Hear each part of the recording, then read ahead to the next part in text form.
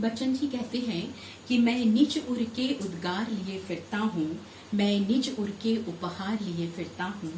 है यह अपूर्ण संसार न मुझको भाता, मैं स्वप्नों का संसार लिए फिरता हूँ। मैं निज उर के उद्गार लिए फिरता हूँ। वे कहते हैं प्रेम के संबंध में मेरे अपने विचार, आदर्श और स्वप्न हैं। मैं निज उर के उपहार लिए फिरता हूँ। मेरे हृदय में कोमल भावनाएं हैं और उन कोमल भावनाओं का उपहार मैं इस संसार को देना चाहता हूँ। है यह अपूर्ण संसार न मुझको भाता। कवि कहते हैं ये संसार प्रेम शून्य है, इसलिए वे उसे अपूर्ण मानते हैं और उसे पसंद नहीं करते। मैं स्वप्नों का संसार लिए फिरता हूँ। वे कहते हैं मेरा अपना स्वप्नों का संसार है, अर्थात प्रेम से परिपूर्ण संसार है जिसमें स्नेह, आदर, मानवीय मूल्य और संवेदनाएं हैं, उन्हें लिए रहता हूँ।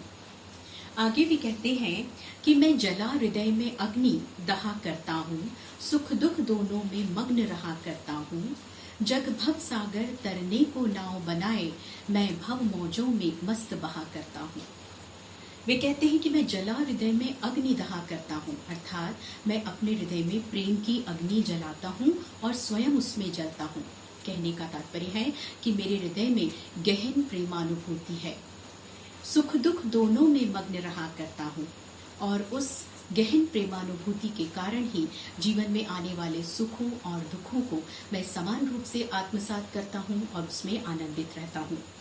जग भव सागर तरने को नाव बनाए, ये संसार विपत्ति रूपी सागर से बचने के लिए कर्म रूपी नाव बनाता है और मैं भव मौजों में मस्त बहा करता हूँ। वे कहते हैं कि प्रेम का सहारा लेकर मैं उन विपत्तियों को पार कर जाता हूँ और सागर की लहरों पर मस्त और मग्न होकर बहता हूँ। मैं यौवन का उन्माद लिए फिरता हूँ, उन्मादों में अवसाद लिए फिरता हूँ। जो मुझको बाहर हंसा रुलाती भीतर, मैं हाय किसी की याद लिए फिरता हूँ। वे कहते हैं मैं यौवन का उन्माद लिए फिरता हूँ। मेरे अंदर यौवन का उन्माद, पागलपन, नशा, दीवानापन है। एक प्रकार से ऊर्जा, जोश, उत्साह है। उन्मादों में अवसाद लिए फिरता हूँ। विरोधाभास, उन्मादों में अवसाद अर्थात इस जोश और उत्साह और दीवानेपन के कारण इस संसार में मुझे बहुत सारे दुख भी मिले हैं, मैं उन्हें भी साथ लिए रहता हूँ। जो मुझको बाहर हंसा रुलाती भीतर, मैं हाय किसी की याद लिए फिरता हूँ। मेरे हृदय में किसी प्रिय का प्रेम है।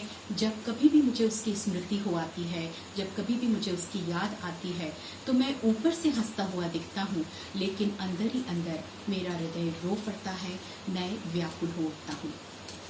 आगे भी कहते हैं कि कर यत्न मिटे सब, सत्य किसी ने जाना, नादान वही है हाय जहाँ पर दाना।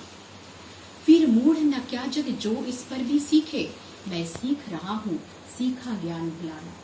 कवि कहते हैं कि कर यत्न मिटे सब, सत्य किसी ने जाना। सभी लोगों ने सत्य को जानने का प्रयास किया, लेकिन क्या कोई सत्य को जान पाया? अर्थात नहीं। कवि का मानना है कि सत्य ज्ञान प्राप्ति से नहीं, बल्कि मानवीय गुणों से युक्त सच्चा मानव बनने पर ज्ञात होता है। वे कहते हैं नादान वही है हाय जहाँ पर दाना। वे कहते हैं मनुष्य नादान है, जहाँ पर भी सांसारिक आकर्षण होते हैं, धन, वैभव, संपत्ति, उसी की ओर ही आकर्षित होता है। फिर मूढ़ न क्या जग जो इस पर भी सीखे।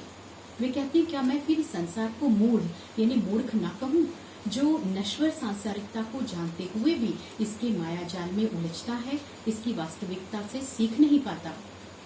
मैं सीख रहा हूँ सीखा ज्ञान भुलाना। वे कहते हैं कि मैं इस नादानी को समझ गया हूँ और मैं इस सांसारिकता के ज्ञान को अब भूलना सीख रहा हूँ, अर्थात सांसारिक विषय वासनाओं के ज्ञान को मैं भूलना सीख रहा हूँ।